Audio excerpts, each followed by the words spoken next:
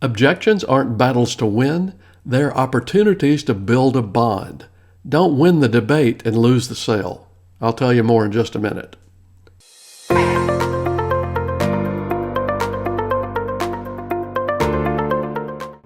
Hi, I'm Jeff C. West. I'm the award-winning author of 4 business and sales parables. I have over 30 years of successful sales and leadership experience across multiple industries. I've shared the stage, both in person and virtually, with legends like Bob Burg and Brian Tracy. I know what it takes to help you win in sales and leadership, and I'm here to help you do exactly that. So let's get started. I'm taking you through a video series now based on Bob Burg's and my sales parable, Streetwise to Saleswise, Become ObjectionProof and Beat the Sales Blues. In our last video, I taught you the mindsets that Bob and I encourage you to accept going into that sales conversation. Number 1, handle common objections during the sales conversation itself. If you do it there along with a solution, it becomes education. If they do it at the end, then it's an objection. The second thing we encourage you to do is the better your discovery questions, the fewer their objections will be. And we talked about why that's so important.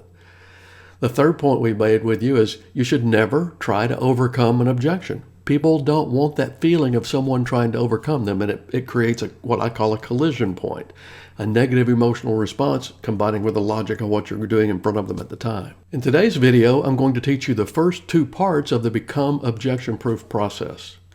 Step 1, control your emotions. Let me explain this in a little bit of detail with you.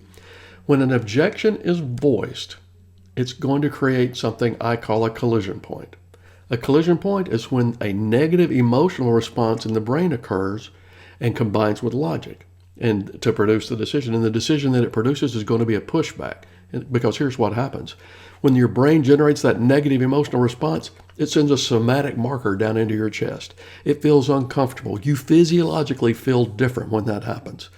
Think about when you were a kid and you watched a scary movie and something startled you and the way that felt inside. Well, that's the somatic marker I'm talking about. Now, fortunately, most of them aren't that intense. Most of those feelings aren't that intense, but they're still there. Well, when an objection gets voiced, both the prospect and the salesperson get a collision point.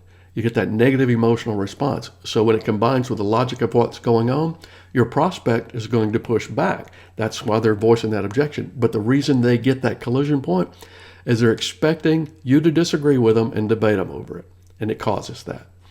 In the sales professional, it also creates a collision point because you get that negative emotional response because you've got an objection and you need to make the sale and you're trying to do all these things and feed your family and it all gets a little bit crazy inside you.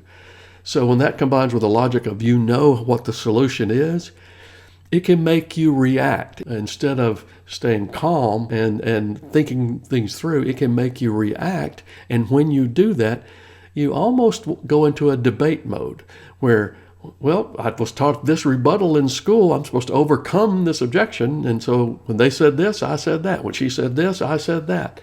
No. Nobody wins a debate in a sales conversation. Instead, control your emotions. Keep that in check.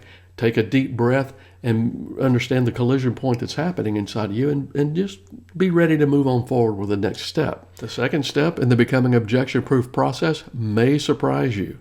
When your prospect voices an objection, you need to show empathy for it.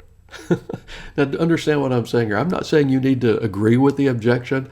I'm not saying you need to give them sympathy. I'm saying empathy. You need to show them that you understand the feeling they're having. Now, you may not know the exact feeling, but at least you'll know they're feeling something, and you can acknowledge that. The easiest way to do that is to control your emotions and you're calm. Kind of nod your head and say, well, I can certainly see why that's something worth considering. And what it does when you do that, number 1, it sets you apart from every other salesperson that calls on them.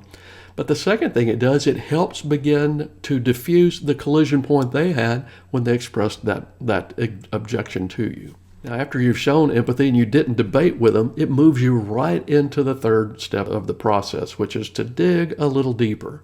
You want to ask questions so that you truly understand their objection from their perspective. You're not asking questions for any other reason. You really want to get it. You want to see it from their side of the coin.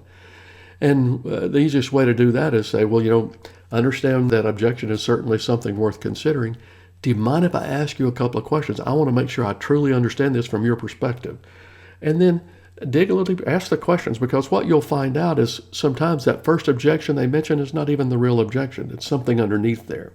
So as you start digging a little deeper, then that real objection can come out. I'll give you an example that Bob uses in the real estate industry. You may be a real estate agent and you've got a prospect that you're really sure is ready to buy the house, and at the last minute, one of the people in the couple expressed the idea that, well, this may be a little bit too far from town. Well, you were sure you were about to get the listing, or you were about to make an offer, and now you're not. So you had a collision point, but you kept your calm, you controlled your emotions. Then you say something along the lines, well, I can certainly see how that might be something worth considering if you're used to being in town. Can I ask you a couple of questions? I want to make sure that I understand this from your perspective. What is it about being in town that's different than being out here that you're concerned about? And then the prospect may say something along the lines, well, we like all the amenities. We like restaurants and movies and being close to healthcare, etc. And it gives you more of the perspective. Because being too far from town wasn't the issue. That was the tip of the iceberg. The issues were the conveniences they were used to. And it gives you the opportunity that we'll move into on our next video, where you begin to reframe the issue for them. But because at that point, you controlled your emotions, you showed empathy, and you dug a little deeper to make sure you understood it from their perspective, when you do want to reframe the issue and offer your solution, they're going to be more open to the idea just because of how you worked with them on the objection instead of trying to overcome it. And we'll go on those next steps on our next video. Talk to you later. Bye-bye.